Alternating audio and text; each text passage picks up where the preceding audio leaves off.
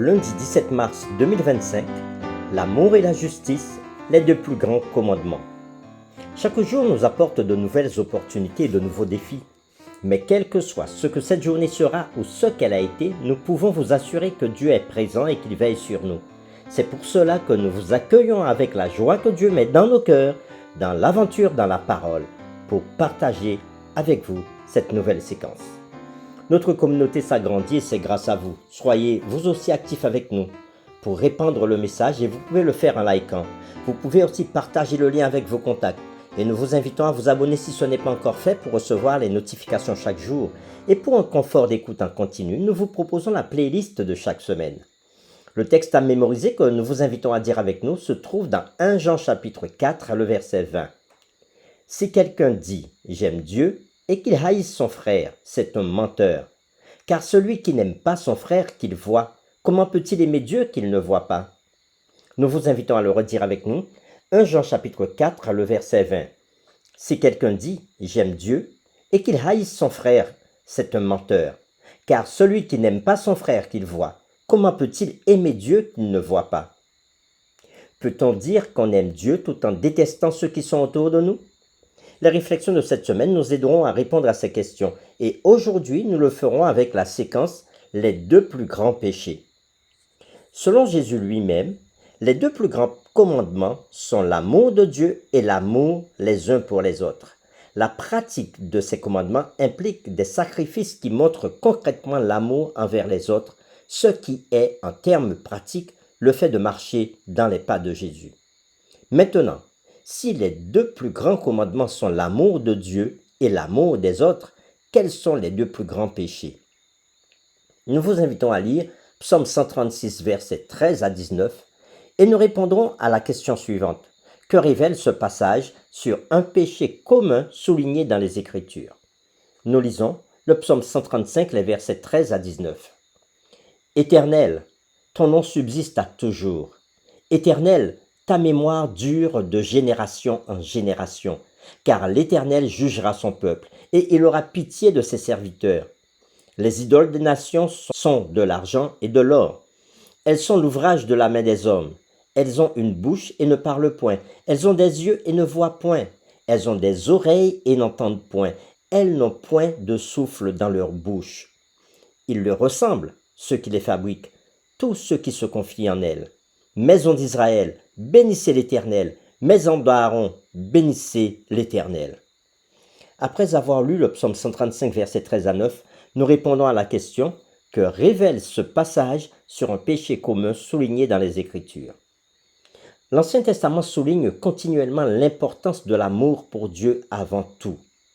Ceci est étroitement lié au grand péché de l'idolâtrie qui est le contraire de l'amour pour Dieu. Nous vous invitons à lire Zacharie chapitre 7, versets 9 à 12, et nous répondrons aux questions suivantes. Selon le prophète Zacharie, dans ce passage, que dénonce Dieu? Comment ce fait et le péché d'idolâtrie se rapportent-ils aux deux plus grands commandements? Nous lisons Zacharie chapitre 7, versets 9 à 12. Ainsi parle l'Éternel des armées. Rendez véritablement la justice et ayez l'un pour l'autre de la bonté et de la miséricorde. N'opprimez pas la veuve et l'orphelin, l'étranger et le pauvre. Ne méditez pas l'un contre l'autre le mal dans vos cœurs.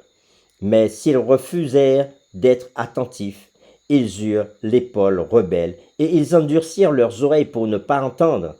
Ils rendirent leur cœur dur comme le diamant pour écouter la loi et les paroles que l'Éternel des armées leur adressait par son esprit, par les premiers prophètes. Ainsi l'Éternel des armées s'enflamma d'une grande colère.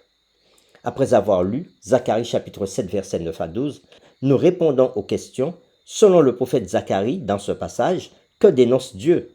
Comment ce fait et le péché d'idolâtrie se rapportent-ils aux deux plus grands commandements?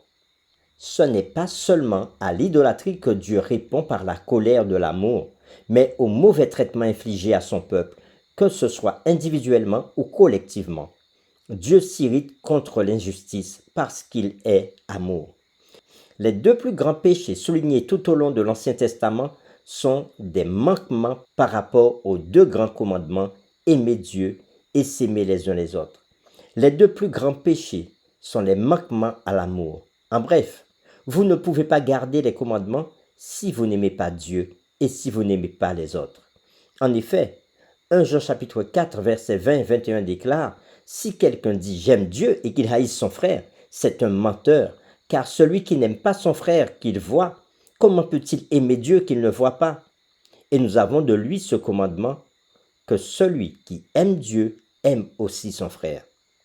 Pour terminer, réfléchissons à cette question. Comment expliquez-vous la raison pour laquelle l'amour pour Dieu ne peut être séparé de l'amour pour les autres? Comment comprendre ce lien indéfectible? Nous vous invitons à prier avec nous.